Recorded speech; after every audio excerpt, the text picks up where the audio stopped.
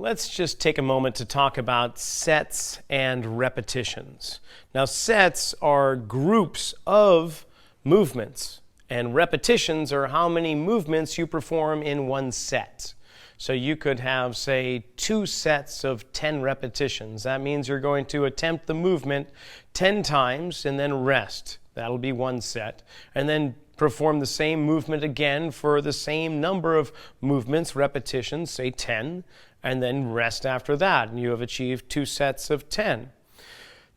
Now, the trouble with determining how many sets and reps, well, that's going to be, well, it's kind of troubling because it depends upon what your goal is. Typically, we've pretty much said that lower repetitions with high resistance is going to be more of a powerlifting routine and build some good basic fundamental strength. And if you go with higher and higher repetitions, say 12, 15, 20 or more, that's where we build endurance. And sometimes we'll find in rehabilitative situations and environments that they give you just 1 or 2 sets, but the repetitions are fairly high, where you're trying to do it for either a certain amount of time, say 30 seconds or a minute or more, or you're doing 15 to 20 repetitions. Now, the trouble with that case is that typically we're trying to target muscles that are having a hard time facilitating or turning on, or they are just weak and they don't have the capacity to produce a lot of force. So to try and do a whole bunch of repetitions in one fell swoop, the muscles are probably going to fatigue well before the desired goal of 15 or 20 reps.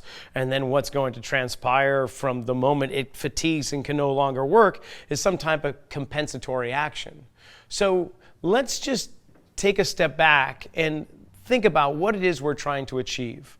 We're trying to achieve optimal performance. And the way to do that is to wake up areas of the body that have been restricted, or try to shut down some compensatory patterns and re-educate the body in more efficient ways of moving.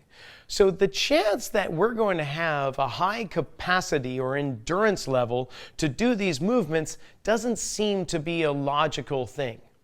Instead, it's probably going to be some new movements, and therefore your capacity is going to be quite limited.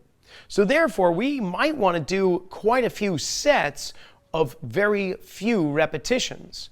Maybe just 3 repetitions, or in some cases 1 repetition, or 5 or 6 or 8. Somewhere in that realm is probably going to be a good place to start.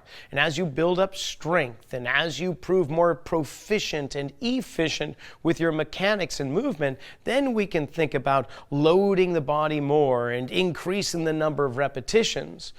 But to start with, at least, let's just use a few repetitions and then see what happens after that. Of course, we can use the assessment tools within the autonomic nervous system, like the toe touch or single leg balance, peripheral vision. Any of those could very well give us an indication of, can we achieve more work? Try a few repetitions and assess it. Then go back. If there was a positive outcome, try even more repetitions and see, what is your threshold like? You can also just use your mechanics, whether it's a mirror that you're looking at, or perhaps you have a workout partner that's watching with an eagle eye how you're moving. And if they begin to see that your movements are faltering or they are kind of devolving, then we've gone too far and we need to kind of just kick back a little bit with those repetitions. Now, it's going to be different from one person to the next, so everything I've just said may not apply to every single individual.